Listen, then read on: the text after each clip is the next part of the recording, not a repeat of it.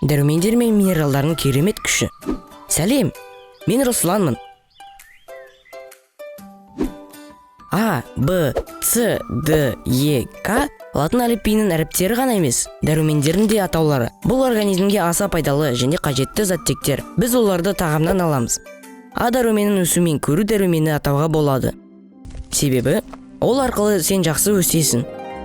Ал көзің тамаша көреді.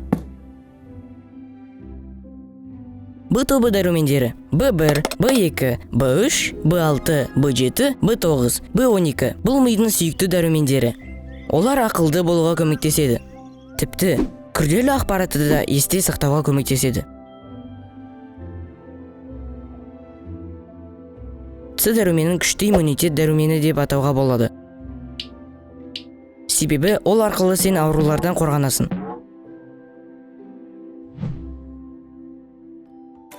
Е дәрумені сені күшті және төзімді етеді.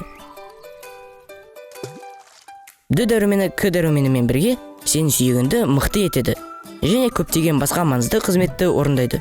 К дәрумені қырық қабатта, ашытылған қырық қабатта, көкте, қиярда, қызанақта, құлпынайда, ірімшікте көп кездеседі. Д дәруменін алу үшін балық, жұмыртқа, сүт, айран және басқа сүт өнімдерін тұтыну қажет. Сонымен қатар күн сәулесінде көп серуендеу қажет.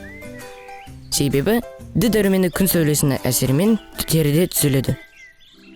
Денсаулығын зор, күшті, ақылды және сымбатты болу үшін тағам арқылы дәрумендермен қатар минералды заттектерді де алу қажет.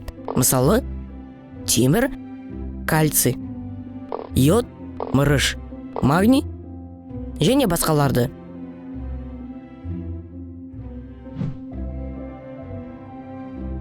Кальций сүйектің мықты болу үшін, ал тістің тішеге ұшырамай сау болу үшін қажет. Кальций сүтте, сүзбеде және басқа сүт өнімдерде көп мөлшерде кездеседі.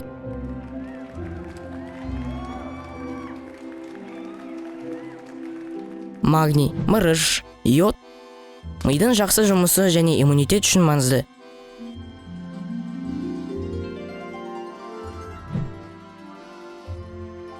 Сондай-ақ, йод қалқанша бездің жұмысы үшін аса маңызды. Йод теңіз балығында және басқа теңіз өнімдерінде көп мөлшерде болады. Магний қарақұмықта және басқа жармаларда, бананда, жаңғақтарда, қызанақтарда көп кездеседі. Мырыш асқабақ дәндерінде, қара жидекте, тауық етінде, үрме бұршақта және басқа бұршақ тұқымдастарда болады. Темірді алу үшін ет, жұмыртқа, жармалар, алма және басқа жемістерді жеу пайдалы. Темір арқылы организмнің әр жасушасына оттегі жеткізіледі. Осыған дейін мен атаған және көрсеткен өнімдерді пайдалы тағам деп атайды. Себебі бұл табиғи өнімдер, оларды табиғатта, бау-бақшада немесе фермада кездестіруге болады. Барлық пайдалы өнімдерде дәрумендер мен минералдар көп мөлшерде кездеседі. Бірақ пайдасыз тағам да болады.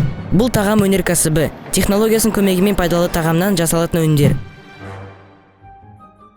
Пайдасыз тағамға чипсілер, кәмпит, печенье, тәтті пісірмелер, гамбургерлер, хот-догтар, сосискалар, шұжықтар, қант қосылған зауыттық сусындар жатады. Пайдасыз тағамда дәрумендер мен минералдар жоқ деп айтуға болады. Сондықтан оны тұтынбау қажет. Есінде ұста, дәрумендердің барлығы қажетті, минералдардың барлығы маңызды. Тек пайдалы тағамды тұтын.